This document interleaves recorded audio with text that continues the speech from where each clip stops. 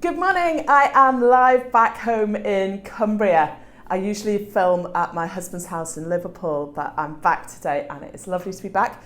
I am going to be covering extreme attainment ranges, teaching classes where you've got some children who are very close to special needs or are there, and some who are incredibly high attainers in this age range. This has come off a discussion in the Expert Primary Maths Teaching Facebook group, which is my group, where people are worried because they're trying to follow a scheme of work that says I'm teaching this, and the bright children, the ones who are miles ahead, are bored witless during their explanations, and the lower attaining children just can't cope. So there's real behavioural issues, especially with kids coming back in and just not being that well trained for behaviour. Also, if you need a holiday, scroll on towards the end of this and I will be explaining how you can get a really cheap holiday in Cumbria here this week if you would like one, just because I am celebrating the fact that I let my house on Airbnb when I'm not here. It's historic Townhouse, Cockermouth, and it's gone really well, so I can keep funding this YouTube channel. It's how I do it. And so if you need a holiday and you want one this week up to next weekend, it's not booked yet. So you can get it as pretty much as cheap as you need to. Just get in touch through Airbnb, message me, and we'll sort something out. Just because I'd like to look after a teacher from the channel, someone who actually watches the channel, and give them an amazing holiday. Right, so extreme attainment ranges. So you're sitting there with your class and you have been given a pre-prepared scheme of work and your topic is place value, and you're going through all this stuff, and your higher attaining children are trying to be good but are really, really bored, and you know it, and your lower attainers don't understand what millions and so on are. So how do you actually deal with that? Well, the first thing is, if you are in a school where you absolutely must not vary from your scheme of work, it is pre-written, it is ordained, then you need to take that up with them and ask them for their advice, because I can't, I'm not the right person for you to be talking to about that if that is your situation. And it is for some teachers, but most teachers have some more freedom, especially when their school knows that they are dealing with extreme situations, as a lot of people are. This is so common post-lockdown. You've got these massive, massive attainment spans. You've been teaching these classes so carefully together, and now it's all gone haywire. So how does it actually work? Well, I've been teaching a composite mixed year 5-6 class that's full range of attainment and age 9 to 11. This week I've taught them 6 sessions. So essentially, you have to contract your teaching to just 2 or 3 minutes.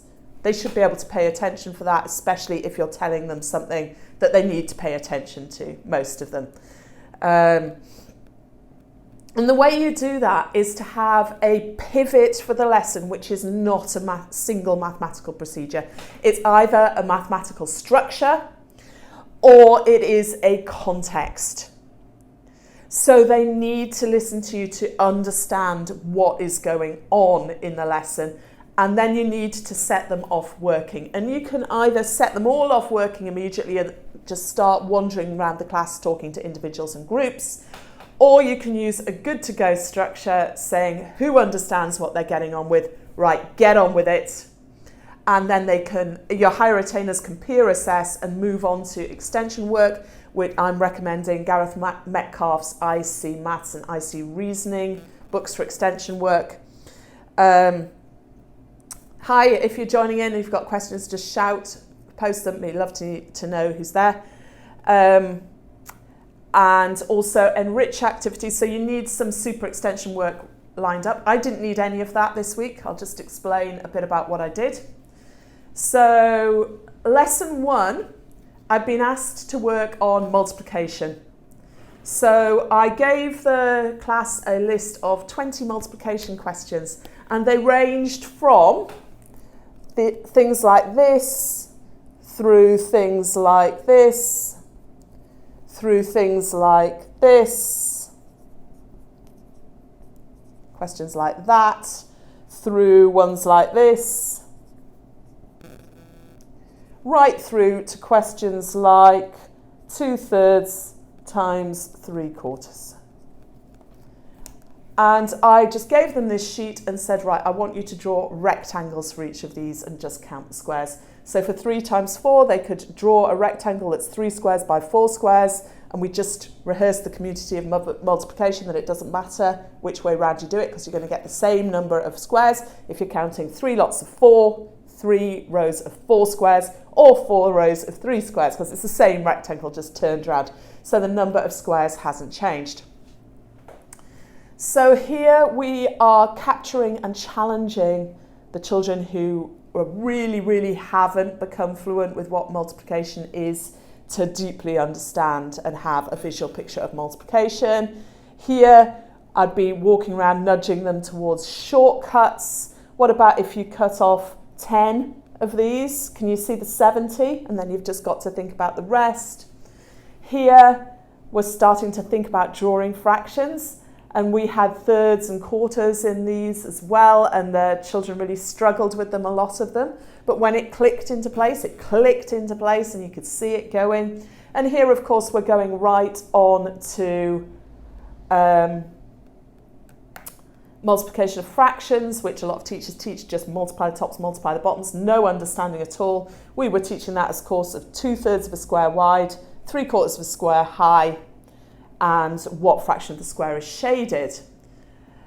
All of these methods are in my videos topic by topic. If you go to authenticmaths.co.uk/videos, you see a list of the full videos. It's how to teach every topic in this structural way that hooks all the children. So none of the children were flying with all of these. They were all challenged. All the children were lost and challenged together. They were all busy.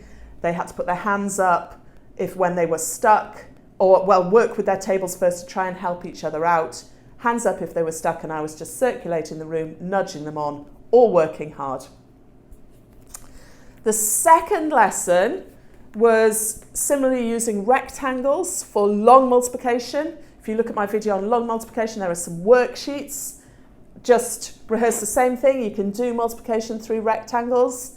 How can you get on with these? And there were the introduction ones for most children, nudging them towards shortcuts. The extension ones for some flew through both. So I wanted them to show me what they could do with multiplication, demonstrate to me the most difficult multiplication you can do, just a quick on the hoof extension activity, keeping everyone focused, everyone busy. And the third lesson on this topic, I used the same idea, but we talked about area and perimeter. So again, it was rectangles for completing those multiplications, seeing why you find area by multiplying, because it's exactly the same thing, and also contrasting area and perimeter. So similar kinds of questions, but a mixture of these ones with fractions and the long multiplications. There wasn't a time when I spent more than 2 or 3 minutes talking from the front of the class. It's really difficult to hold the attention of a class with a massive attainment span. And then I had 3 more short lessons, and I worked on shape and space, faces, edges, vertices, nets, but I had my magnetic polydron apparatus, which I so recommend, is worth the investment, worth begging your school PTAs for. It just really brought it to life. We did 2 short lessons with that apparatus. It was a massive leveller because the children who were flying with the multiplication couldn't necessarily use that apparatus or see the things with shape. And some of the ones who'd really struggled with the number work were absolutely brilliant with the shape. They could just spot it, the engineers in the class. And then the final one, I had 6 short lessons, all between half an hour and 50 minutes. We cut out from squared paper some nets of like cubes, 1 centimetre cubes to look at volume, just taking on from the magnetic polydron. I was demonstrating with that. They didn't have any.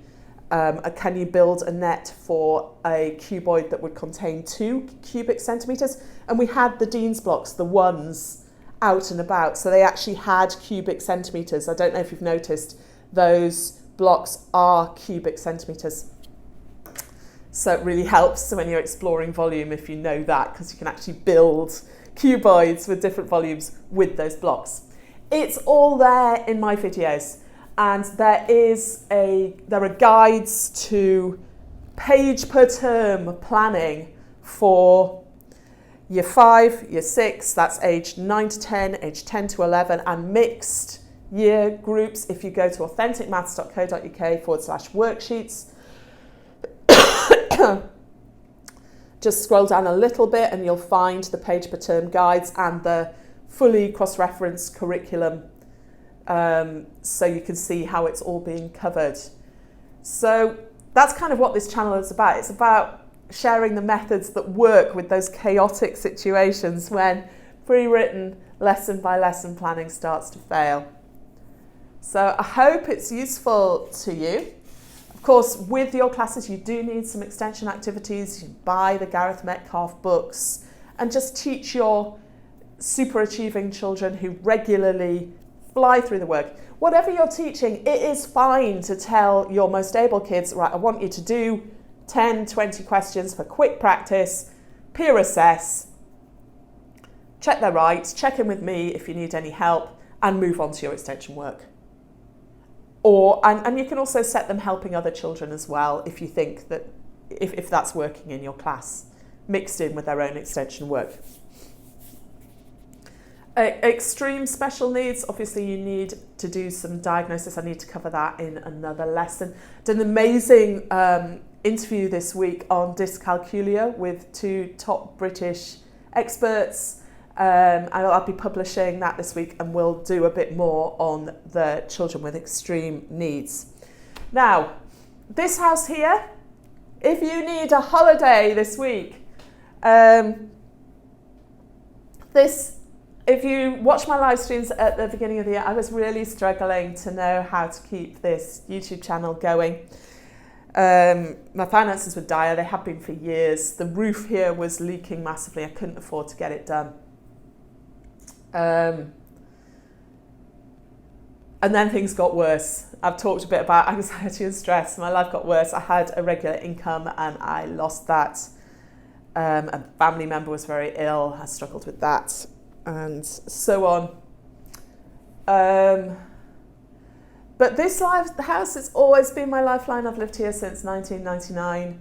It's such good karma house, and we just dug deep, and I borrowed money and tried to get it sorted so that I could let it on Airbnb when I wasn't here, and it has just gone an absolute storm. Everybody loves it. The feedback's been amazing. It's been just wonderful to make very stressed people so happy when they turn up, and it's just so different. It's a very old house. It was built in 1766, we think. I've got ownership documents back to then. And it sleeps 9 in 4 big bedrooms. It's not a house anyone wants to buy. It's not a normal family house, but people just seem to love to stay in it. So I know a lot of Scottish schools are on holiday this week. I just checked Glasgow. I used to be on the school run at Battlefield Primary. I see you're back. Bad luck, Glasgow. I see other areas, Edinburgh, you're still off. It is available from, I'm going back tonight, it's available from tomorrow through to next Sunday. So if you're in England and you want next weekend, you could book it and meet up. 2 families often meet here because you've got 4 big bedrooms and it works. The kitchen is old. I've not done the kitchen. I fit it in 1999, but it's really well equipped. We turn up and we put on meals. And I think we're putting on a meal for 10 this lunchtime, and we're going to be doing Christmas lunch for 16 here. But this isn't about earning money. It cost me about £200 to do a letting. So as long as I cover my costs, just if you're struggling for money and you just need a holiday this week, just get in touch. And we're through Airbnb. I like to book through Airbnb. They're working as a host for me, so I'm not looking to go round the sides. Just message me if you think this might work for you, and I would love, love, love. We've had about 34 more groups in this year. A wide variety from Sadiq Khan, Mayor of London, came with his schoolmates, through to, had a YouTube channel, wanted to use it as a set for filming this week. So this is the first time I've ever earned anything through YouTube by second hand, because they've got a massively successful YouTube channel. So they could afford to pay to stay this week and use it as a film location. So yeah, if you're interested, you can message me here. I can point you to the Airbnb site. I'll try and put a link to it in the description to this video. I'm not sure if I can do that, but it's Airbnb Historic Townhouse Cockermouth. It's 12 Kirgate. And if you fancy it, just message me, like I say, message me through Airbnb and we will puzzle it out. I would love to host you. So if you are struggling with the extreme stress of these massive attainment classes, I will be here. Come here, ask me anything, anytime, ask anything in the questions. This is what I've been doing for years. I've always taught in the most extreme situations at secondary and at primary. And my classes, they don't look like these wonderful showcase classes where the teacher is an orator and all the children are paying wonderful attention and it feels like the teacher is a star. It doesn't feel like that at all. It's often very chaotic. You've often got some grumpy kids in there, some who are going through meltdowns, some who are off task, but the learning is just amazing. You can feel the brains burning. And when you pivot on structure and get children, or the expectation is that in every lesson, every child will be thinking deeply, every child will be challenged, every child will come out of that lesson understanding and being able to do things they couldn't before. And when you pivot on structure, pivot on context, and you've got extension work, and the context and the structure need to be set up to allow your lowest attaining children to deeply understand what's going on. And all the videos are here. So good luck, take care, love to hear from you. Remember, today's live stream came from a question in the Expert Primary Maths Teaching Facebook group. So that's a great place to place them, or on YouTube in the comments to this video. Bye for now, good luck with your week.